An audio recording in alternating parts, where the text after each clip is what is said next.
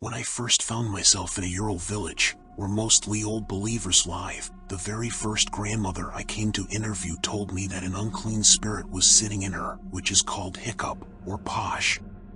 Right there she demonstrated, this voice in her spoke.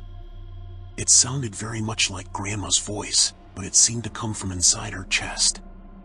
At the same time, she did not speak normally, but on an inspiration, as if sucking in the words. This caused her physical difficulties. She said that she had pain in the area of the solar plexus. The voice was so rude. Well, that's what you want to know. I won't say anything else. And he swore obscenities. Although my grandmother was already over 90 years old, she was a pious person, a participant in a prayer meeting, the so-called Old Believers Cathedral. She went to pray and, in theory, could not swear in any way. But the hiccups in her spoke in abusive words. It was, of course, creepy, because I had never encountered anything like this when a strange voice suddenly speaks in a person. She told me how she got the hiccups, and it's a very tragic story. When she was young, a sorcerer planted this hiccup. Sorcerers usually either imprison out of spite, or for some kind of offense, or simply send out demons.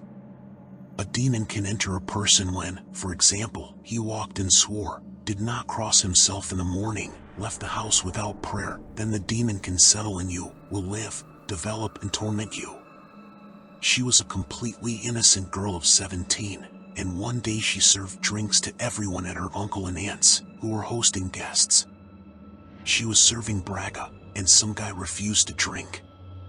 This guy says, "Drink it yourself." He was probably afraid that something had been mixed in there, because he had a reputation as a sorcerer. And at such events, the sorcerer usually tends to put something in order to deprive him of the ability to conjure. He didn't want to drink and said, "Well, drink it yourself in front of me." And she refused because she was afraid. How am I going to drink ahead of the man? It's indecent. A girl shouldn't do that. She stands there, blinking, and then her uncle came up and said, "If you don't want to drink, don't drink," but she won't drink. Then the sorcerer said, "If he doesn't drink, he'll remember me."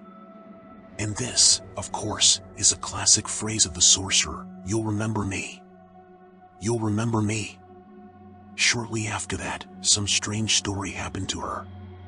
She was whitewashing canvases on the pond when she suddenly heard a fly buzzing, and she had a seizure.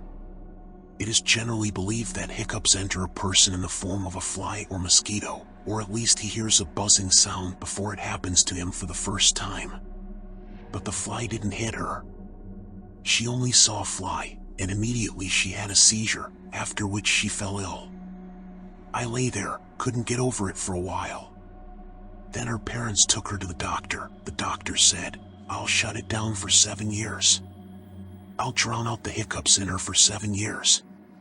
For 7 years she lived well, but after 7 years the hiccups in her started talking.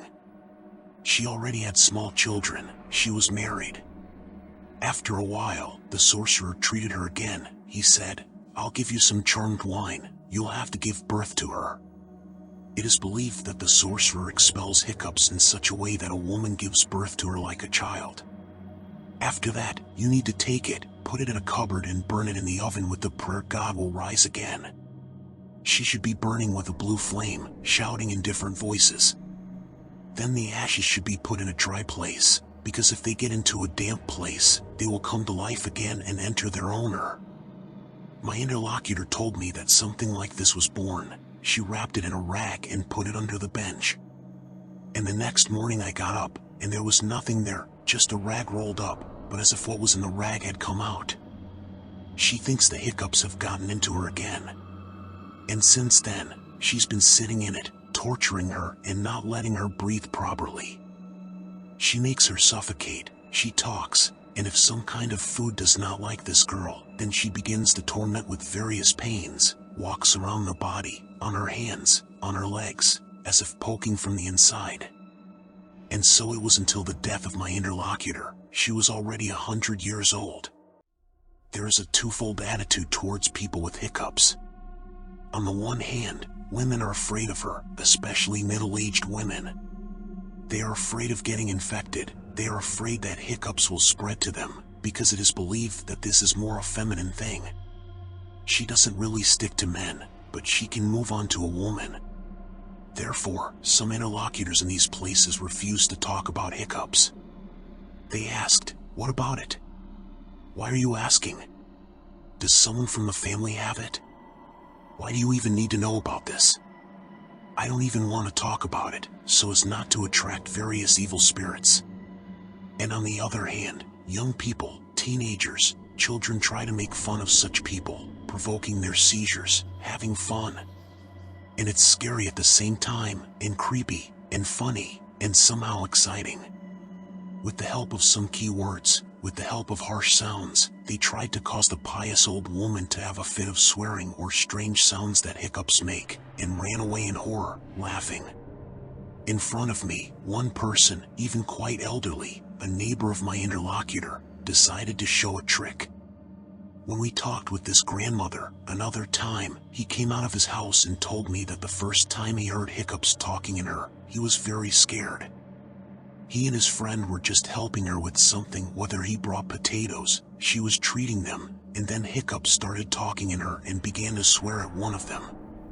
They were very scared. What is this? What is it? And then they were told that it wasn't grandma swearing, but hiccups in her. And this elderly neighbor said that there is something supernatural near us. And I was literally conducting an experiment. He began to pronounce the word frog in my ear, and it is believed that hiccups do not like the words fish, frog, and some others, because it is related to these animals by its origin. And when he started saying frog in his ear, Grandma suddenly started swearing at him. I think she just started swearing, because when someone whispers something in your ear, it's uncomfortable and, naturally, causes a sharp reaction. Especially if she doesn't like this neighbor. Let's say he's a drinker, so she doesn't like him. There are different relations between neighbors.